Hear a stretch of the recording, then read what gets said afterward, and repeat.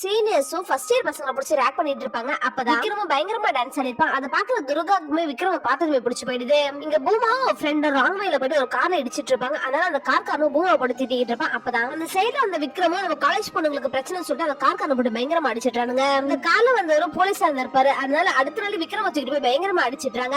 இதெல்லாம் தெரிஞ்சுக்கிற பூமாவே இப்ப விக்ரமுக்காக ஃபர்ஸ்ட் எய்ட் பண்ணி விட்டு இருந்திருப்பா. விக்ரமுக்கு பூமா அவளை பாத்துக்கிறது அவங்க அம்மா பாத்துக்கிற மாதிரி இருந்திருக்கும். அதுல இருந்து பூமா ஒன்ஸ் லவ் பண்ண ஆரம்பிச்சிட்டு இருப்பான். அதுல இருந்து பூமா கூட நிறைய டைம் ஸ்பெண்ட் பண்ண ஆரம்பிக்கிறான். விக்ரமோட ரூம்ல உட்காந்து படம் பார்த்துட்டு இருப்பா. நைட் ரொம்ப லேட் ஆகுது, சரி கிளம்புறேன்னு சொல்லி கிளம்புறா. அப்ப விக்ரமே பூமாவை கிஸ் பண்ணிட்டு இப்ப பூமாவே அங்க இருந்து அமைதியா கிளம்பி போயிடுறா. காலேஜ்ல இருக்க எல்லாருக்குமே இந்த விஷயம் தெரிஞ்சிட்டு இருக்கோம். இப்ப ஃபர்ஸ்ட் அவளுக்கு ஷாக் ஆனாலும் இப்ப அதை கொஞ்சம் கொஞ்சம் என்ஜாய் பண்ண ஆரம்பிச்சிட்டா. இதெல்லாம் தெரிஞ்சுக்கிற துர்காமே இப்ப விக்ரம் கிட்ட வந்து கேக்குறா. அதுக்கு விக்ரமும் உன்னை எனக்கு பிடிக்கும், ஆனா நீ என்னோட ஃப்ரெண்ட், ஆனா பூமா அப்படி கிடையாது, அவ என்னோட லவ்வர்ன்றத சொல்றான். உங்களுக்கு சீக்கிரம் பிரேக்கப் ஆயிடுன்னு தோணுது, நான் உனக்காக வெயிட் பண்றேன் அப்படின்னு சொல்லிட்டு துர்காமே அங்க இருந்து போயிடுறா.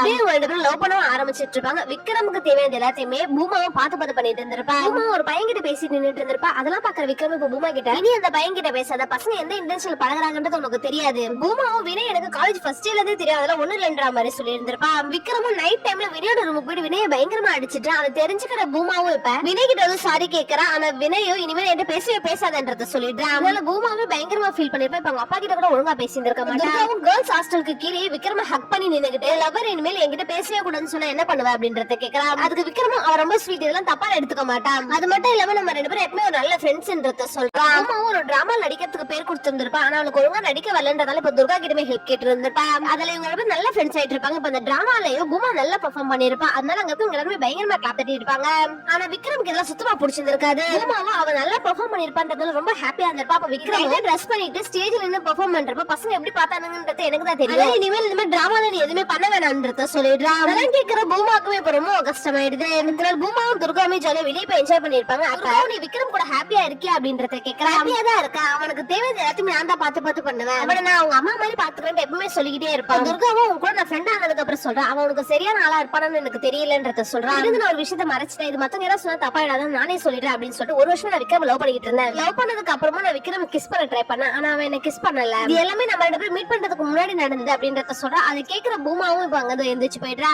பூமாவை அவங்க வீட்டுக்குமே கூட்டு போயிருந்திருப்பான். அங்க அவங்க அம்மாவும் எதுவுமே பேசாம ரொம்ப அமைதியாவே இருந்திருப்பாங்க.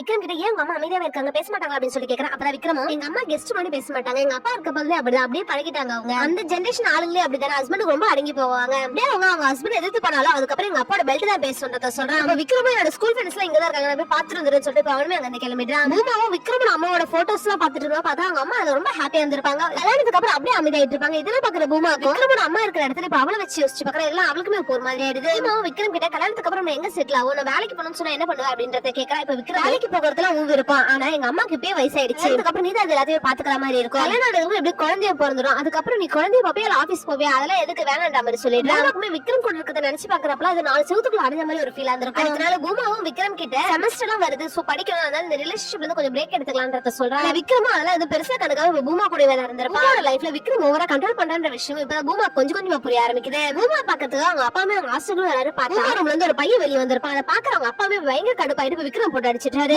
அவங்க அப்பா கிட்ட பேசுறதுக்கு எவ்வளவு ட்ரை பண்ணுவான், ஆனா அவங்க அப்பா அதை எதையுமே கேட்காம இப்ப ஹெச்ஓடி ரூமுக்கு போயிட்டு பூமாக்கு டிசி கொடுத்துருங்க, நான் இப்பயே வீட்டுக்கு கூட்டு போயிடுறேன்றத சொல்றாரு. அவன் ஒரு அடல்ட், அவன் வந்து டிசி கேட்டா மட்டும் தான் நான் கொடுப்பேன், இது அவனோட லைஃப் அவள முடிவு எடுக்கணும்ன்றத சொல்லிட்டாரு. பூமா அவங்க அப்பாவுமே பேசிட்டு இருப்பாங்க. அப்ப விக்ரமே அங்க வந்து உங்க பொண்ணு வளர்த்தது உங்க கடமை முடிஞ்சிச்சு, இதுக்கப்புறம் நான் பாத்துக்கிறேன் அப்படின்னு சொல்லிட்டு ரொம்ப ரூடா பேசிடுறான். அவங்க அப்பா நீ எனக்கு பொண்ணே கிடையாதுன்னு சொல்லி அவருமே அங்க கிளம்பி போயிடுறாரு. பூமாவே என்ன பண்றதுன்னு தெரியாம ரொம்ப யோசிச்சுட்டே இருப்பான். அப்ப விக்ரமும் அங்க வந்து இன்னும் 2 நாள் நமக்கு கல்யாணம், எல்லா அரேஞ்ச்மெண்ட்ஸுமே பண்ணிட்டேன், இதுக்கப்புறம் நீ எங்க அம்மா கூட சேஃபா என் வீட்லயே ஏறுன்றத சொல்றான். அதை கேட்கிற பூமாவும் பயங்கரமா ஷாக், என்னது கல்யாணம் இன்னும் 1 மந்த் நமக்கு செமஸ்டர் இருக்குன்றத சொல்றான். இதெல்லாம் ஒரு பேருக்கு டிகிரி தான், இந்த டிகிரி வச்சு உன்னால எதுவுமே பண்ண முடியாது, சும்மா வீட்ல இருக்க போறதுக்கு இந்த டிகிரி பண்றது ஒண்ணுதான், பண்ணாம இருக்கிறது ஒண்ணுதான்றத சொல்லிடுறான். பூமாவும் இப்ப விக்ரம் கிட்ட நம்ம 2 பேருக்கும் செட் ஆகாது, நான் கூட சந்தோஷமாவே இல்ல, நம்ம 2 பேரும் பிரேக்கப் பண்ணிக்கலாம்ன்றத சொல்லிடுறான். பூமா லவ் பண்ண விஷயம் அவங்க அப்பாக்குமே தெரிய வந்துட்டு இருக்கும், அதனால என் பொண்ணே கிடையாதுன்னு சொல்லிட்டு அவருமே அங்க போயிட்டு இருப்பாரு. இப்ப விக்ரமும் பூமா கிட்ட இன்னும் 2 நாள் நமக்கு கல்யாணம், இந்த டிகிரியை வச்சு உன்னால எதுவுமே பண்ண முடியாது, அதனால கல்யாணம் பண்ணிக்கிட்டு எங்க அம்மா கூட நீயும் வீட்லயே இருன்றத சொல்றான். அதை கேட்கிற பூமாவோ இப்ப விக்ரம் கூப்பிட்டு உட்கார வச்சு உனக்கும் எனக்கும் செட் ஆகாது, இந்த ரிலேஷன்ஷிப்ல நான் ஹாப்பியா இல்ல, பிரேக்கப் பண்ணிக்கலாம் என்ன விட்டுன்றத சொல்றான். விக்ரமே பிரேக்கப் பண்ண கடுப்புல அவங்க ரூம்ல இருக்க எல்லா பொருளுமே தூக்கி போட்டு உடைச்சிட்டு இருந்திருப்பா. அப்ப அவங்க ஃப்ரெண்ட்ஸ்மே அங்க வந்து இந்த பொண்ணுங்களே இப்படிதான் யூஸ் பண்ணி நம்மள தூக்கி போட்டுருவாங்கன்னு சொல்லிட்டு வெறுப்பேத்தி விட்டுறாங்க. பூமா கிட்ட நான் உன்னை நிம்மதியா வாழ விட மாட்டேன், நீ என் கூட இருந்த விஷயத்தை இந்த காலேஜுக்கு எல்லாருமே சொல்ல உன்னோட பயங்கரமா அசிங்கப்படுத்திடுவேன்னு சொல்லிட்டு மிரட்டிடுறான். பூமாவும் தனியா போறதுக்கு பயந்துட்டு அவங்க ஹெச்ஓடி ஹாஸ்டலுக்கு வந்து விட சொல்லியிருப்பா. பூமாவும் அவளோட ஹாஸ்டலுக்குமே வந்துட்டு பார்த்தா அந்த டோர்ல அவளை பத்தி ரொம்ப அசிங்கமா எழுதி வச்சிருந்திருப்பாங்க. பூமாக்குமே ரொம்ப அசிங்கமாயிடுது. விக்ரமோட ஃப்ரெண்ட் அதான் அந்த பொண்ணு அசிங்கப்படுத்திட்டா, இதுமாதிரி அந்த பொண்ணை விட்டுட்டான்னு சொல்றான். அது கேட்கிற விக்ரம் அவனை போட்டு அடிக்க ஆரம்பிச்சிட்டான். அவன் ஃப்ரெண்டுமே உனக்கு பூமா தேவையில்ல, பூமா மாதிரி உன்னை பாத்துக்கிற ஒரு பொண்ணு தான் உனக்கு வேணும், உனக்கு அந்த பொண்ணு எப்பவுமே அடிமையா இருக்கணும்னு நினைக்கிறேன், அதனால தான் அந்த அந்த பொண்ணு விட்டு போயிட்டான்றத சொல்றான். அந்த டோர்ல அந்த பெயிண்ட்ல வேற வெளிய இருந்து அழைச்சிட்டு இருந்திருப்பாங்க. பார்த்தா அது துர்காவா தான் இருந்திருக்கும். அதை பாக்குற பூமாவும் இப்ப துர்காவை கட்டிப்பிடிச்சு அழ ஆரம்பிச்சிட்டா. பூமாவே அந்த டோர்ல இருக்கிற எல்லாத்தையுமே அழிச்சிட்டு போய் பயங்கரமா அழ ஆரம்பிச்சிட்டா. கடுப்புல அந்த ஃபேர்வெல் நடக்கிற இடத்துக்கே போயிட்டு அங்க இருக்க எல்லாரும் முன்னாடியும் நீ என்னடா எல்லார்கிட்டயும் சொல்றது, நானே சொல்றேன் அப்படின்னு சொல்லிட்டு பூமாவும் விக்ரம்ன்ற ஒரு பையனை லவ் பண்ண நாங்க நிறைய தடவை ஒண்ணா இருந்திருக்கோம். நான் இப்ப அவனை பிரேக்கப் பண்ணிட்டேன். அவனை நம்பி உன் கூட இருந்தது உன் மேல இந்த நம்பிக்கையில தான் இருந்தேன். ஆனா நீ இப்படி என்ன அசிங்கப்படுத்திட்டல அப்படின்னு சொல்லிட்டு கல்யாணம் பண்ணிக்க போற பையன் நானே இந்த விஷயத்தெல்லாம் சொல்லுவேன். எனக்கு யாருமே கிடைக்கலனா நான் கல்யாணமே பண்ணிக்காம ரொம்ப சந்தோஷமா இருப்பேன். இப்ப என்ன விக்ரம் பண்ணுவேன் அப்படின்னு சொல்லிட்டு அவன் அடிக்கிறதுக்கு போயிடுறா. 2 வருஷத்துக்கு அப்புறம் காட்டுறாங்க பூமா ஒரு நல்ல ஜாப் பார்த்துட்டு இருந்திருப்பா. வீடு கார்னு சொல்லிட்டு நல்லா செட்டில் ஆயிருந்திருப்பா. கண்ட்ரீஸ் டிராவல் பண்ணியிருந்திருப்பா. கிடைக்கிற டைம் எல்லாம் ஒரு புக்குமே எழுதி ரிலீஸ் பண்ணியிருந்திருப்பா.